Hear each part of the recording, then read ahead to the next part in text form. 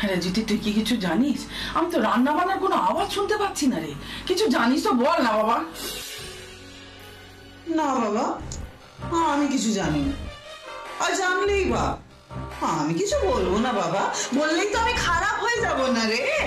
এমনিতেই তোর ছেলেরা আমাকে শত্রু বলে মনে করে, বিশেষ করে তোর এই ছোট ছেলেটা। না রে জ্যোতি, তা না। হ্যাঁ তাই তাই, নতুন বউকে নিয়ে তোর ছেলে কত গর্ব, পারি না। তা তো হবেই মাসিমণি। এই দেখো না, অপু গুন্ডা পেটাচ্ছে, আবার একা হাতে আগুনও নেভাচ্ছে, পরীক্ষায় ভালো রেজাল্টও করছে, আবার এখন দেখো লুচি আলুর দম বানিয়েও খাওয়াবে বলছে। তাই তো বাবা, বউয়ের মাথার মুকুটে একের পর এক পালক গুজে দেওয়া হচ্ছে। এরপর তো নতুন বউয়ের গর্বে মাটিতে পা পড়বে না রে। কিন্তু ও জ্যোতি, আরে আমি তো রান্নার কোনো গন্ধই পাচ্ছি না। আরে বাবা, সেজন্যই তো বলছি, একবার নিজের চোখে গিয়ে দেখ না কিভাবে কি রান্না করছে তোর স্বাদের বিদ্যে ধরি নতুন বউ। যা গিয়ে দেখ। সেই ভালো জানিস, আমি মনে গিয়ে একটু দেখে আসি। হ্যাঁ তা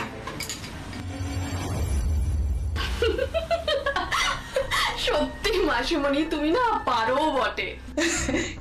এরপর দিদি রান্না করে গিয়ে নিজের চোখে দেখবে দিদির স্বাদের রান্না করে কি দশা করেছে ওই বিদ্যে ধরি নতুন বউ।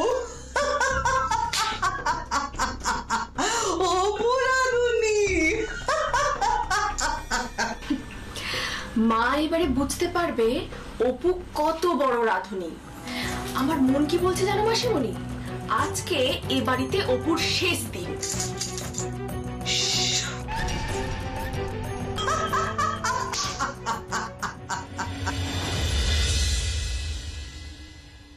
না, আগে বরং আলুর দমটা বানিয়ে নি, তারপর লুচিটা বানাবো।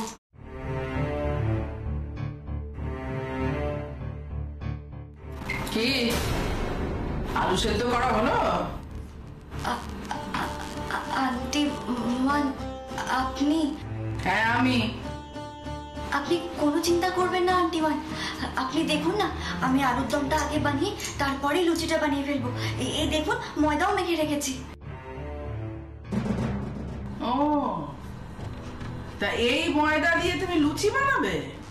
আচ্ছা ঠিক আছে, তুমি দেখাও তো এই ময়দা দিয়ে একটা লুচি বানিয়ে দেখাও তো। দেখো, আমি দেখি, দেখাও।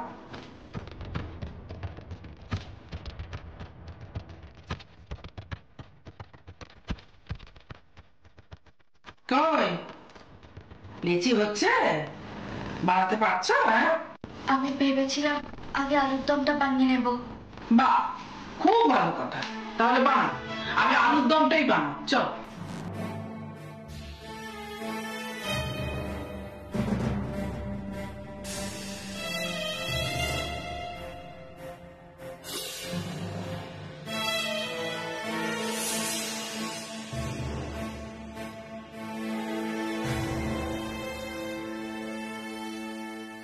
হ্যাঁ গো, এই এত ছোট কড়াইতে তুমি আলুর দম বানাবে?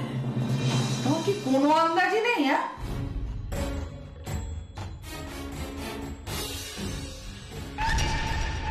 তা বলো তো, আলুর দম বানাতে গেলে কড়াইতে প্রথমে কি দিতে হয়, তেল না জল? বল। তেল আন্টি মান। আচ্ছা, তারপর কি ফোড়ন দেবে শুনি? ফোড়ন সর্ষে।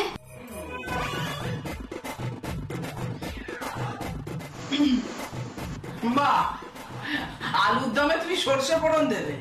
তা আলুর দম বানাচ্ছ না চাটনি বানাচ্ছ? হ্যাঁ,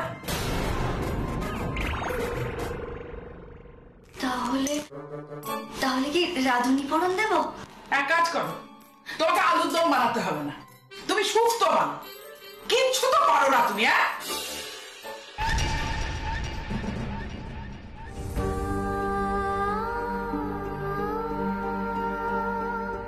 সরি আন্টি মান, আমায় ক্ষমা করে দিন। আমি সত্যি সত্যি রান্না বান্না কিছুই করতে পারি না। আজ আমি বুঝেছি লুচি আলুর দম খাওয়া যতটা সহজ, ঠিক ততটাই বানানো কঠিন।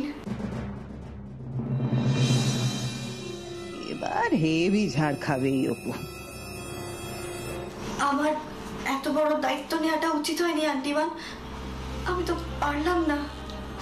আমার খুব খারাপ লাগছে। বাড়ির এতগুলো মানুষ কি খাবে?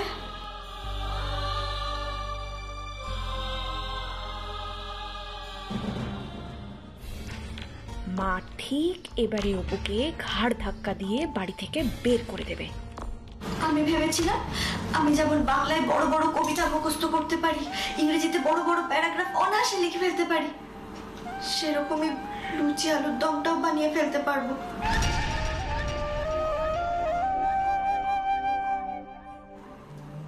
কিন্তু আমি পারলাম না আন্টিমান।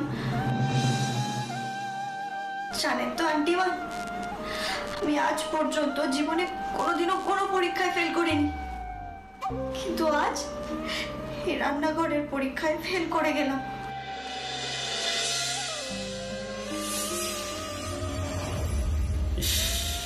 আজ আমাদের অপু বেচারির কপালে দুঃখ আছে। হ্যাঁ, ওর চোখ ছলছল করছে। যাক, তাও স্বীকার করলে কথাটা। জীবনে মনে প্রথম তুমি হার মানলে, তার মানে তুমিও হার মানতে জানো। হ্যাঁ, তা হার যখন মানলে, তোমাকে আজকে আমি একটা কথা বলি, এই মুখের খই ফোটানো না একটু বন্ধ করো। সারাক্ষণ খালি বক বক বক বক বক বক। এই চোপা কিন্তু আমি সহ্য করবো না, বলে দিলাম।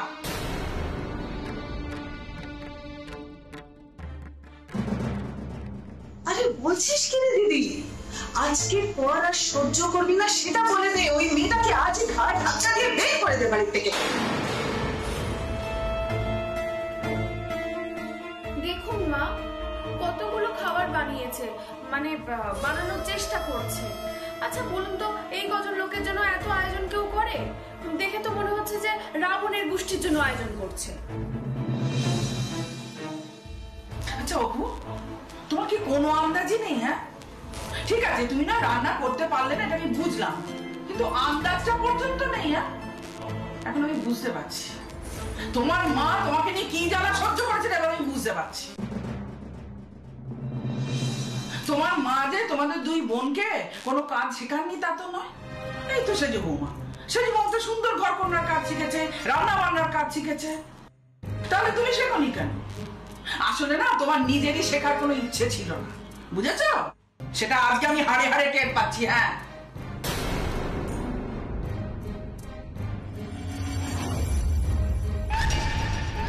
এবার একটা কথা বলো তো বাবু, এই এতগুলো জিনিস তুমি একসাথে দীপুকে দিয়ে কেন আনিয়েছো? হ্যাঁ, কেন বলো? না আন্টিমান, আসলে আমি না। কি আমি আমি আমি আমতা আমতা করছো কেন? হ্যাঁ, একটা কথা বলে রাখি অপু, শোনো, এদেশের মেয়েরা যত শিক্ষিতই হোক না কেন, ঘর কন্যার কাজ তাদেরকে শিখতে হয়, এটা শিখতে হবেই। হ্যাঁ, হাতে কুন্তিটা নিতে হয়। ওই মেয়ে আবার শিখবে ঘর কন্যার কাজ? মা, অপু যদি কাজ জানতো বা বুঝতো, তাহলে কি আর ওই কিলো কিলো জিনিস রান্না করতো? তোমরা তো চাপ নিচ্ছ কেন? এর অর্ধেক খাবার তো আমি একাই খেয়ে নেবো, বাকিটা তোমরা সবাই মিলে সাটিয়ে দেবে। হ্যাঁ, আর যদি কিছু বেঁচেও যায় সেটা আমি কাল খাবো। এমনি এই বাসি লুচি আবার করে তেলে ভেজে খেতে আমার হেভি লাগে। এই যে এত খাবার নষ্ট হলো, এই কৈফিয়ত কিন্তু তোমাকে দিতে হবে। হ্যাঁ,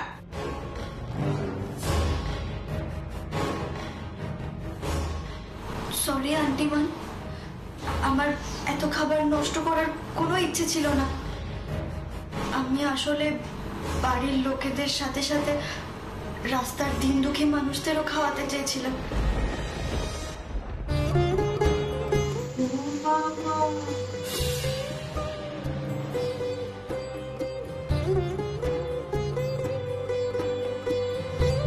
কি কাদের জন্য? ওই রাস্তার ধারে দিন দুঃখী মানুষগুলোর জন্য। মিথ্যে কথা বলছো দিদি। আন্দাজ না করতে পেরে ভুল ভাল করে একখানা জিনিস নষ্ট করে এখন মহান মানুষ সাজার চেষ্টা করছে না, একেবারে মিথ্যে কথা বলছে। না না আন্টিজু, আমি মিথ্যে কথা বলছি না। রাহুলের ডেরা থেকে দীপুবাবুর সঙ্গে ফেরার সময় আমি অনেক অভুক্ত মানুষকে রাস্তার দুধারে দেখেছি। হ্যাঁ অপু, আপনি তো তখন তাদের সবাইকে কেক বিস্কিট এসব কিনেও দিলেন। হ্যাঁ, কিন্তু তাতে তো আর ওদের পেট ভরে না। তাই তো ভেবেছিলাম ওদের সবাইকে আমি পেট পুড়ে খাওয়াবো, কিন্তু আমি তো পারলাম না। সমস্ত খাবার আমি নষ্ট করে ফেললাম। জানেন তো আন্টিমান, ওই দিন দুঃখী মানুষগুলোর ঘর বাড়ি সব ঝড় জল বন্যায় ভেসে গেছে। ওরা গ্রাম থেকে এখানে কিছুদিনের জন্য আশ্রয় নিতে এসেছে। মহামারীর প্রকোপে অনেকের কাজ চলে গেছে, ওরা পেট ভরে খেতে পায় না। খিদের জ্বালা অপু খুব ভালো করে জানে। অপুর তো বারবার খিদে পায়, তাই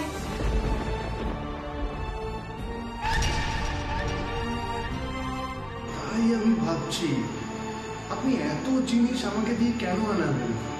আমি তখনই ভাবছিলাম যে আপনার মাথায় নিশ্চয়ই কোনো প্ল্যান চলছে। মা দেখো, অপু কিন্তু পুরো দীপু আর বাবার মতন। মানে বাবা যেমন এই দিন দুঃখীদের খাওয়ায়, অপু যেমন ওই ঝুপড়ির বাচ্চাগুলোকে খাবার কিনে দেয়, জামা কাপড় কিনে দেয়, খেলনা কিনে দেয়। অপু ঠিক ওদের মতন। ভাবলেও তো কিছুই করতে পারলাম না মেজদা ভাই। আমি তো সত্যি কিছু করতে পারলাম না।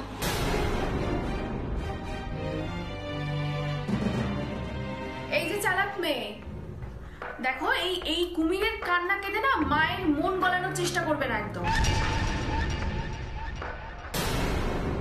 আচ্ছা বলছি, তুমি কি কখনো কুমিরকে কাঁদতে দেখেছো পুজো শোনো?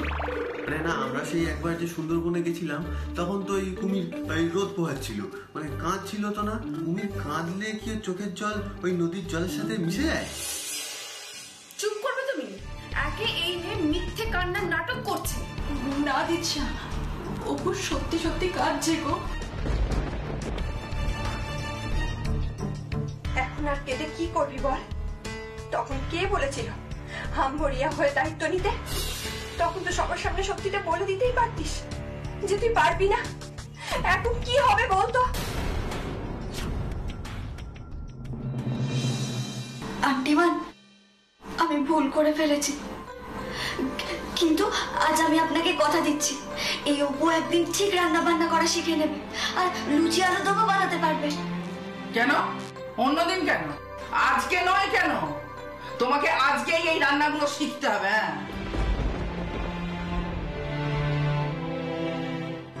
একদিনে তো শিখতে পারবো না, আর কি বা আমায় শেখাবে? আমি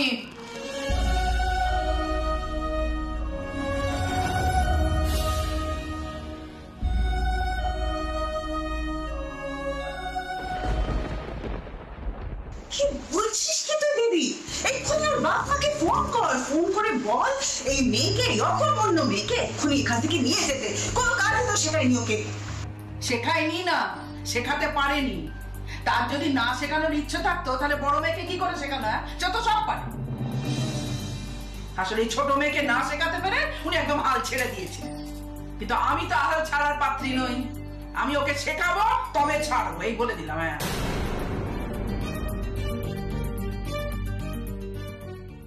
দিদি তুই কি পাগল হয়ে গেলি নাকি?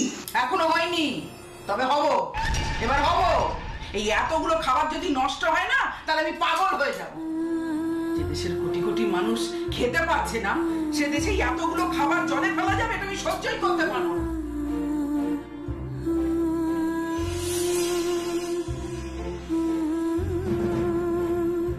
বড় বৌমা, এই নরম ময়দাটার মধ্যে আবার ময়দা বলো তো।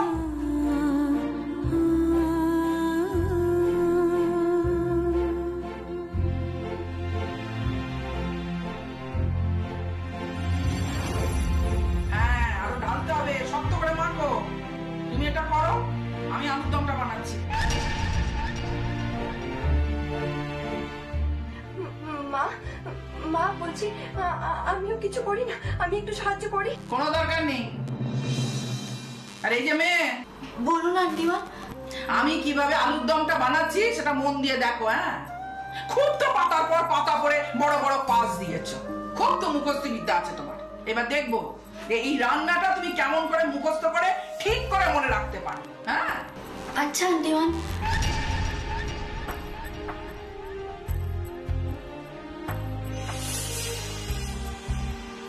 হ্যাঁ গো, তো মশলাও তো দেখছি কিচ্ছু বাটা হয়নি। হ্যাঁ দিদি, তুই এখন রান্না করবি? ডাক্তার তোকে আগুনের তাপের কাছে যেতে বারণ করেছে না? ও একদিন রান্না করলে কিচ্ছু হবে না জুথি। এদেশের অসংখ্য মায়েরা গায়ে জ্বর নিয়ে, অসুস্থতা নিয়ে সারাক্ষণ সংসারের কাজ করে যায়, রান্নাঘরে পড়ে থাকে। এদেশের মায়েরা না ছুটি নিতে চায় না, তারা ছুটি নিতে ভালোবাসে না, সংসারের কাজ করতে ভালোবাসে, বুঝেছিস? ও আমি একদিন রান্না করলে কিচ্ছু হবে না, ছাড় তো। কিন্তু কিন্তু মা, তোমার তো হাঁটুতে ব্যথা। তুমি যদি এতক্ষণ দাঁড়িয়ে দাঁড়িয়ে রান্না করো তাহলে তো তোমার পায়ে ব্যথা হবে। এই তোকে সেটা ভাবতে হবে না, যা তোর এখান থেকে যাই, তোমরা যাও তো, সবাই যাও। ও বড় বৌমা, ময়দাটা হলো? হ্যাঁ মা, এই তো হয়ে এসছে। ও বড় বৌমা, এবার তুমি মশলাটা বেটে দাও দেখি না। এই যে মেয়ে, আলুর দমের আলু না সবসময় কুকারে সেদ্ধ করবে, কেমন? কিন্তু এত আলু কুকারে সেদ্ধ হবে? দরকার হলে 2-3 বার ধরে সেদ্ধ করবে। এই আলুর দমের আলু যত সেদ্ধ করবে তত দেখবে আলুর দমের স্বাদ ভালো হবে, কেমন? আচ্ছা। কেমন করে মাথা নাড়ছে দেখো, যেন কত বড় পণ্ডিত, কত শিখছে। আমি তোমাকে হাড়ে হাড়ে চিনি মেয়ে। তুমি এক কান দিয়ে কথাগুলো ঢোকাচ্ছ আর অন্য কান দিয়ে সুসুর করে বেরিয়ে দিচ্ছ।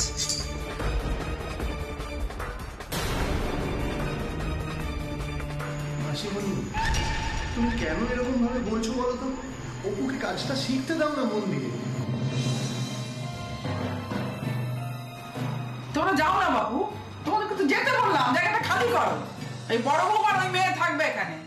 আর দীপু শোন, ওই মিষ্টির দোকান থেকে না বেশ কতগুলো ওই প্যাকেট নিয়ে আয় তো। খাবারগুলো দেবে বললো না ওই মেয়ে, সেগুলো তো ঠিক করে গুছিয়ে রাখতে হবে নাকি? আচ্ছা মা, আমি এক্ষুনি এনে দিচ্ছি। মেজদা ভাই, চল আমার সাথে, চল।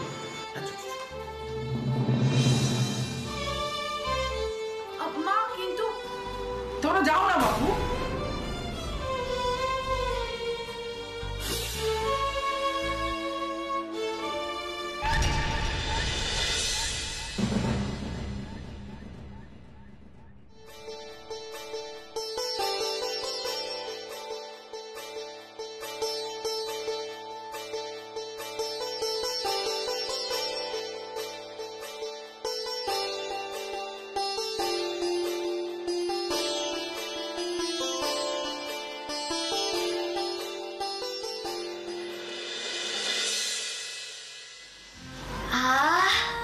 কি সুন্দর গন্ধ বেরিয়েছে।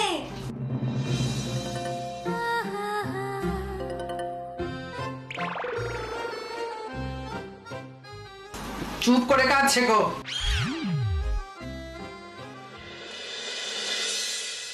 আপনি জানেন তো আন্টিমান, কি করে নুন দিতে হয় ওই হিসেবটা না আমি বুঝতে পারি না, মানে কতটা নুন দিলে পারফেক্ট হবে। আচ্ছা বলছি, নুন ছাড়া রান্না করা যায় না?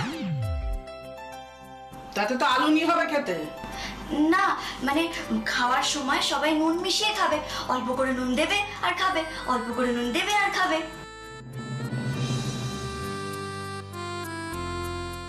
এ কি কাঁচা মিঠে আম নাকি যে নুনে ডোবাবে আর খাবে, নুনে ডোবাবে আর খাবে? বক বক না করে কাজটা শেখো, কাঁচা নুন ওরকম খেতে নেই। হ্যাঁ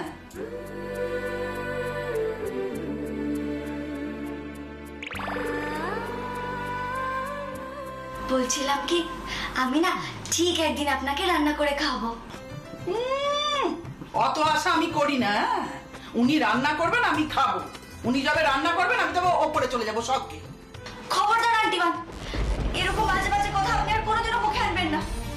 সবাই আপনাকে ভয় পেতে পারে, কিন্তু অপু আপনাকে বকেও দিতে পারে।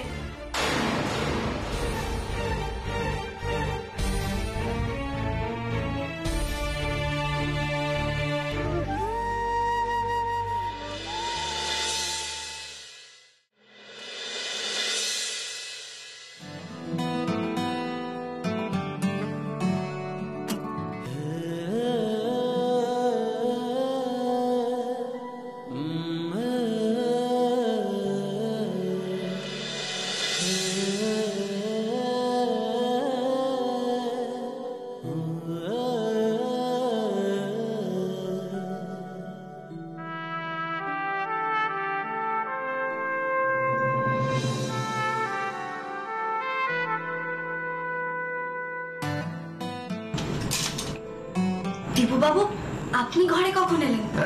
হ্যাঁ, আমি আজ লুচি আলুর দম খেয়ে রাস্তার ধারের দিন দুঃখী বাচ্চাগুলো খুব খুশি হয়েছে, তাই না বলুন? আর ওই বেঁচে যাওয়া খাবারগুলো যখন আমি ওই বাচ্চাগুলোর মা বাবার হাতে তুলে দিই, তখন ওরা বলে যে আমাদের বাচ্চারা খেলেই নাকি আমাদের পেট ভরে যায়। আমিও বকা দিয়েছি, বলেছি বাচ্চারা খেলে কখনো বাবা মায়ের পেট ভরে না। আরে বাবা, মা বাবার পেট আর বাচ্চার পেট তো আলাদা, তাই না? এই দেখুন, আমি যদি এখন হালি শহরে বসে খাবার খাই, সেটা কি আমার সোনারগঞ্জে বসে থাকা মা বাবার পেট ভরাতে পারবে বলুন তো? তা কি কখনো হয়? জানেন তো দীপু বাবু, ওই মানুষগুলো আমায় মা অন্নপূর্ণা বলে ডাকছিল। আমিও বলেছি মা অন্নপূর্ণা আমি নই, মা অন্নপূর্ণা হলেন আমার আন্টিমা। তাই যদি আশীর্বাদ করতেই হয়, তাহলে আন্টিমানকে করুন। উনি যেন সারা জীবন সুস্থ থাকেন, দীর্ঘজীবী হন। অপু, আপনি আমার মাকে এতটা ভালোবাসেন, এতটা শ্রদ্ধা করেন আমার মাকে?